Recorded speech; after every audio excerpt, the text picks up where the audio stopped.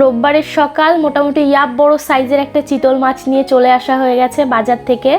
তো অনেকক্ষণ ধরে দুজনের মধ্যে মানে কথোপকথন চলছে যে ঠিক কী রান্না হবে। একজন বলছে মুইঠা, আর একজন বলছে চলো অন্য কোনো কিছু বানাও। তো মাছটা দেখতেই পাচ্ছেন ভালোই বড় ছিল, মোটামুটি 1200-1300 ওজন ছিল। তো মাছটা কাটিয়ে আনিনি, যেহেতু দেখতে বেশ ভালো লাগছিল আমি বলছিলাম যে গোটাই নিয়ে চলো, আমি বাড়িতে গিয়ে পিস করে কেটে নেব। তো মুইঠাটা খেলে কি হয়, মুইঠাটাতে মাছের টেস্টটাও তো পাওয়া যায় না।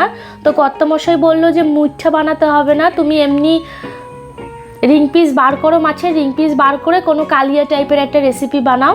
তো যেমন কথা তেমন কাজ, সেই মতোই আমি এই যে বড় দেখে একটা খলা পাতা কেটে নিয়েছিলাম কলপারে, নিয়ে মাছটা ভালো করে অনেকক্ষণ ধরে পরিষ্কার করার পরে রিং রিং পিস করে নিচ্ছি। চিতল মাছের গায়ে প্রচুর কুচো কুচো আঁশ থাকে, মোটামুটি আঁশ ছাড়াতেই আমার আধা ঘন্টা সময় লেগে গেল। তার মধ্যে আবার ঝমঝম করে বৃষ্টি শুরু হয়ে গেছিলো। মোটামুটি হয়েছিল 10-12 পিস মতো মাছ হয়েছিল মাথাটা বাদ দিয়ে। দেখে বুঝতেই পারছেন মাছটা কতটা বড় ছিল। তো মাছটা ভালো করে পরিষ্কার করে নিয়ে আসার পরে মাছে পরিমাণ মতো লবণ, পরিমাণ মতো হলুদ গুঁড়ো দিয়ে মাছটাকে ভালো করে মেখে নেব। আমি সামান্য একটু লেবুর রসও দিয়েছিলাম, দিয়ে তেল গরম করে মাছগুলো বেশ ভালো করে ভেজে নেব এপিট ওপিট করে। চিতল মাছটা আমি জানতাম না, দেখছিলাম ফাটছিল ভালোই, ওই জন্য সাবধানতা অবলম্বন করেই মাছগুলো ভালো করে ভেজে তুলে নিয়েছিলাম।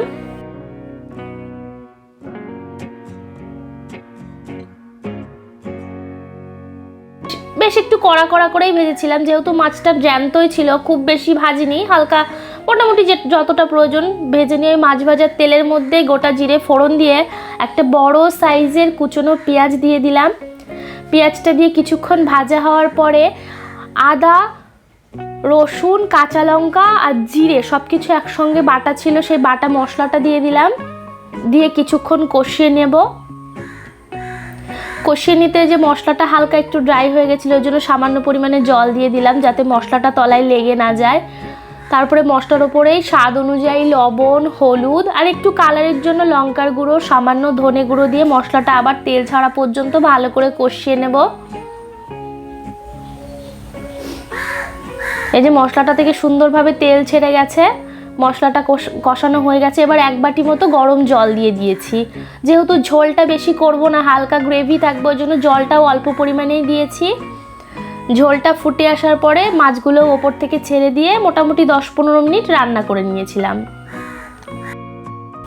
ওপর দিয়ে একটু গরম মশলা গুঁড়ো ছড়িয়ে দিলাম, ছড়িয়ে দিয়ে নামানোর আগ দিয়ে ওপর দিয়ে বেশ খানিকটা ধনেপাতা ছড়িয়ে দিয়েছিলাম।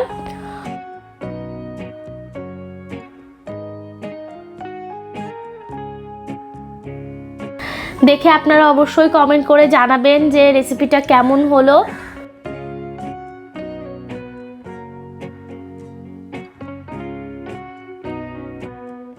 আর আপনারা এখনও যারা পান্তাভাত চ্যানেলটিকে সাবস্ক্রাইব করেননি, তারা সুন্দর সুন্দর ভিডিও দেখার জন্য অবশ্যই চ্যানেলটিকে সাবস্ক্রাইব করে দেবেন। আর ভিডিওটা ভালো লাগলে একটা লাইক করে দেবেন।